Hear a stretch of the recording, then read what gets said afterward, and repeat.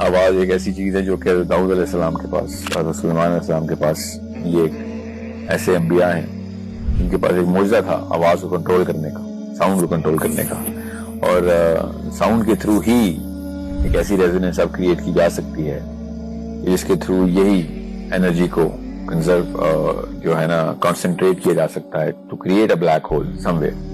तो क्या पता इसके थ्रू ही कोई ऐसे मामलात किए जाएं, क्योंकि जब अहराम मिस्र बनाने की बात आती है तो साइंस तो नहीं अभी तक एक्सप्लेन कर सकी कि अहराम मिस्र कैसे बने थे। मिस्र में जो अहराम मिस्र की तकनीक है, जिस तरीके से वो बनाई गई है, साइंस तो नहीं अभी तक बता सकी कि 70 टन के पत्थर सतून है, 25 लाख स्टोन्स का एक पिरामिड है, और अंदर जो 70 टन के पिलर्स हैं वो 350 फुट ऊपर तक कैसे लेके गए। ये तो कोई ऐसी टेक्नोलॉजी नहीं जो आज भी ऐसा कोई काम करके दिखा सके। बाहर के पत्थर भी नहीं रख सकते हम, मगर समझ लो किस तरीके से उन्होंने रख लिए थे, तो वो अंदर सतून कैसे उन्होंने ऊपर वाले शाफ्ट्स के अंदर रखे। अभी तक हमने सॉवरेन व्यू टेक्नोलॉजी के बारे में सिर्फ सुना था, लेकिन क्या ये टेक्नोलॉजी सच में मौजूद है? अगर है तो ये कैसे काम करती है, आइए जानते हैं। जरा ये वीडियो देखें।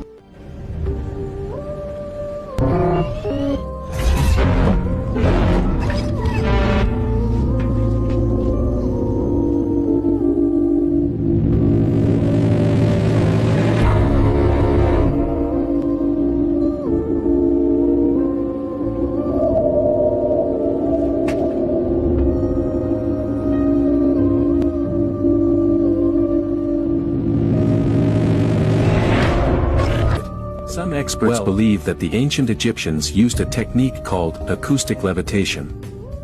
Acoustic levitation, the process of suspending an object in mid-air using sound waves, is truly one of the most incredible and mysterious phenomena in science.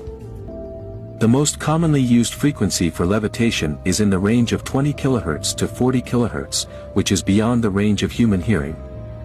When these waves come into contact with an object, they create areas of high and low pressure, which can be used to suspend the object in mid-air.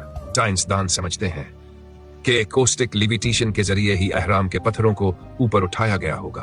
तो अब कहीं जाके पता चल रहा है हमें कि साउंड की जो टेक्नोलॉजी है उसके थ्रू आप रॉक्स को लेविटेट कर सकते हैं। अब वो तो एक एंगल मिला है, क्या पता और क्या क्या कर सकते हैं साउंड के थ्रू। जो खास जो फ्रीक्वेंसी है उसके थ्रू ये एक स्पेकुलेशन है फिजिक्स की कि जी हाँ, जो ब्लैक होल है या एक डिमेंशन है उसका रास्ता भी दरवाजा यहाँ से खोला जा सकता है। मैं ये नहीं कह रहा हूँ कि यही तरीका है, मैं ये कह रहा हूँ कि अब इस एंगल से सोचना तो शुरू किया है लोगों ने।